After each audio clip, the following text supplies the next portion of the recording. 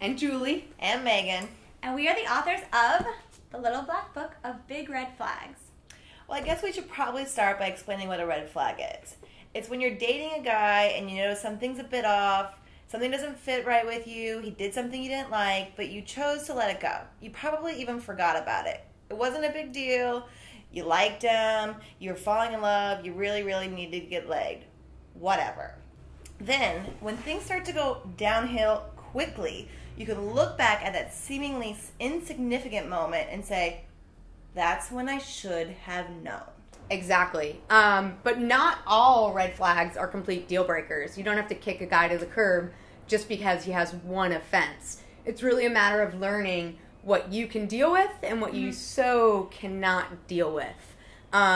For example, Miss Natasha has a otherwise lovely boyfriend, but he has a little bit of a Halo habit, we'll call it. Halo the video game. A little bit. So that may be a red flag for some people, and I still think it is sort of a red flag. But for me, I, deal with it. It's totally fine. I, bought him a souped up headpiece so he could really play cool. more properly.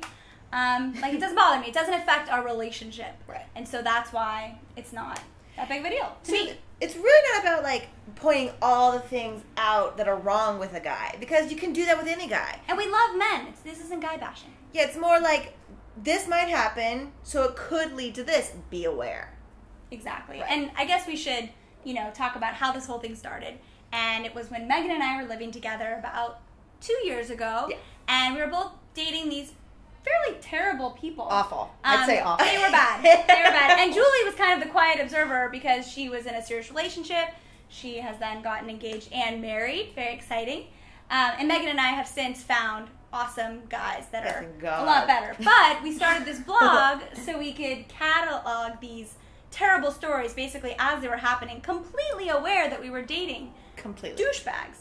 But we were for some reason we just couldn't stay away, and we figured if we had so many stories, other women had to have stories too, or else we'd just be really sad and depressed all the time. And what happened was after we posted all of our stories, and Julie had a whole bunch from college and fun stuff like that. So other women started, bringing their stories in too and sending them in as submissions, and the blog ended up growing to what it is today, bigredflags.com if you'd like to check it out. And then we decided to write a book from that. Yeah, so sort of the blog kind of blew up, I think, more quickly than any of us anticipated, and we were getting a ton of awesome submissions. And then along with the submissions, people started giving us sort of questions. In this scenario, this is what this guy did, what should I do? And we sort of didn't have a platform for that because the blog was really just recording the stories. It wasn't reacting to them. Right. So we thought a book would be a great way to sort of put our 2 cents in and not just have the stories, but what the takeaways from the stories are. Right. And then along with the advice and the stories, we also have some other elements that are there for fun and are also just helpful. We have some red flag rules, which are sort of dating rules to live by, live and love by. Yes. We have some red flag case studies where we give you a scenario and you have to recognize where the red flags are. And there are multiple red flags. So one story. Many. Yes, these are some really great guys. And then we also have some WTF stories that are sort of our most ridiculous stories from the blog. Right. Oh, and don't forget the lists. We have top 10 lists at the end of every chapter, and one of them is what his tattoo is, which is kind of funny because Megan here is a tattoo aficionado. No. We could say I tend to be attracted to men with tattoos. Red flag, I don't know. Nice. When the guy has bullhorns tattooed above his pubic bone, I'm going to say it was a red flag. The guy literally thought he was a stud. Didn't work out for me. What's your favorite? Okay, well, I'm not sure about my favorite, but something that's super annoying to me is when you're out with a guy and he's texting the entire time. Oh, like when you're at a restaurant. Yeah, super rude. Yeah. Totally rude. Anyways, a submitter turned in her story, and she decided to call her date out for texting at the dinner table. Well, his response was, I'm texting my backup because you seem to girl next door to have sex on a first date, and he really needed to get laid. And I'm sure he did that night. I'm sure it happened for him. It was totally... I mean, can you believe the audacity? blatantly just say that. Yeah. Disrespectful. And kind of stupid. Kind of stupid. Kind of like, stupid. you don't need to say that. You should just try to get laid. Not smart enough to make up an excuse. Big Yeah. red flag. Yeah. I think I would have got up and left. Yeah, I hope she did.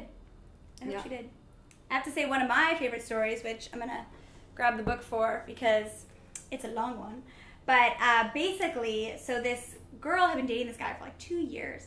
And all of a sudden, she catches him, like, basically masturbating, just to put it in the medical term, to, like, girls on a webcam. And, Oh, yeah. you know, the girl was like, you know, she was really upset. She was like, I can't believe that he is, like, showing himself to these other girls. It's, like, really, you know, private. Because he was, like, a really nice guy otherwise, really right? nice guy. Totally great normal. guy. But it's funny because in her story she mentioned that right when they started dating, he had sexted her a picture of his penis. And she knew, like, when he told her this whole thing about the webcam, it was like, right then she was like, I should have known at that text message that something was wrong. And, you know, I don't know if they broke up or if they worked through it, but, you know. I hope they broke up. I mean, it's pretty bad. Yeah. I mean, and nobody wants to, just advice to the men out there that are watching this.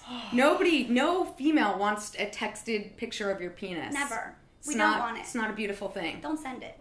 No. Yeah. And to us, some girls it might not be, but we probably agreed that we would feel like our trust was broken, like we were cheated on. Yeah, with the webcam sure. thing. With For the webcam sure. thing. It shows that he may have to, like, prove his own masculinity or self-worth by, like, the attention he gets from these other women. Right. Which is somewhat of a, you know, says other things about him other Yeah. than just, you know, the behavior itself. And it's not like he's a bad guy. It's just that maybe he needs to, like, figure out why he's doing that before being in a relationship with somebody. So. And also, a lot of times with the webcams and that kind of stuff, it's a blatant addiction. Yeah. That's a serious problem for some men, and it's going to take some time to work out. So whether you want to be around to work that out with him, you know, that's totally the individual woman's call. Right. And then there's all the stories we get that are similar to that, where it's like the webcam sex or whatever naughty thing they're doing behind closed doors starts to affect their sex life. Right. And in that case, that's a big deal. Yeah. Because then Sex it's not is just more what he's doing alone, but what he's doing alone is affecting your time together. Yeah. And I think that's a big thing with those kind of stories. Which is why Halo is okay, because it doesn't affect our time together. It doesn't affect What your about He if he's looks like a huge nerd in the meantime. Yeah, you have to leave the apartment. What if yeah. he's haloing in front of a webcam to turn ladies on? That would be really weird. Yeah. I think I would have to That would seriously be- consider Yeah, what that is would be happening. a big red flag. Well, I feel like we should as ridiculous as that story was, or maybe not ridiculous, depending on who you are, we have some stories that are over the top, to say the least. over the top. More over the top than And we what just labeled told you. these our WTF stories. And I love the WTF stories. I think they're my favorite. And people actually question whether they're real. Oh, and for they all are real. Every story in the book is real. We may have changed locations, Names. Yeah, definitely names, like little details, but every story is 100% the story. So this one story we had, a girl wrote in saying that she had a boyfriend. He was in his 20s, and he lived with his older brother, also in his 20s. And they slept in the same bed together every night. So him and his brother. Obviously a little weird. And then it gets worse because not only would he sleep with his brother had a girlfriend. And when the girlfriend was over, the three of them would sleep in the bed together. It's pretty bad. That's bad. That is a WTF. Like, It's a really, WTF. what is going on? It's creepy. What is happening? Somewhat incestuous. It's just not. It's just weird. Like, if you were to say that you were not okay with that, nobody could say, like, oh, you're too high maintenance or whatever. Well, It's like, what I think it does indicate is there's some bizarre family dynamics going on. And it's like, do you want to be part of that family? Right. I don't. I wouldn't. No. I would be like, no. No, So. not my type of family. Yeah. Well, like one of the chapters in the book is about his family. Well, yes, you can't judge somebody from their family. If you're going to get serious with a guy, chances are you're going to be interacting with his family. Right. His family is going to influence your relationship. So, the dynamics little Yeah. bit weird. I mean, I'm not be sure sure- I'd want to enter that sort of dynamic. Exactly. Right. Like, are those the people that you want being like the uncles, the grandparents, etc. to your kids? Right. Not like we have to get that far down the line. Not everybody like wants to have kids. And that's but- what's great about the book is that it starts sort of at first date and works its way all the way to family. Right. So it sort of mirrors what you would naturally be doing in a relationship. Yeah, so like Exactly. beginning with, he doesn't consider you his girlfriend, which is so blatantly obvious, but not. You No. won't believe how many girls think they're somebody's boyfriend or girlfriend, and the relationship hasn't been defined. Only Right. to come back later and the guy's like, whoa, whoa, whoa. I never said I was your boyfriend. Right. We may be Yeah. sleeping together every single night, but we're not dating. Been there. Yeah. Been there. Yeah. It's not fun. But, we don't want to give too much away. So we're going to give you that little taste of the book, but you should buy it yourself. Should buy it, read it, give it Love to your it. friends. Love it. Avoid another dating disaster. BigRedFlags.com. You go to Amazon. But thank you for watching. Yes. And here's to a flag-free future.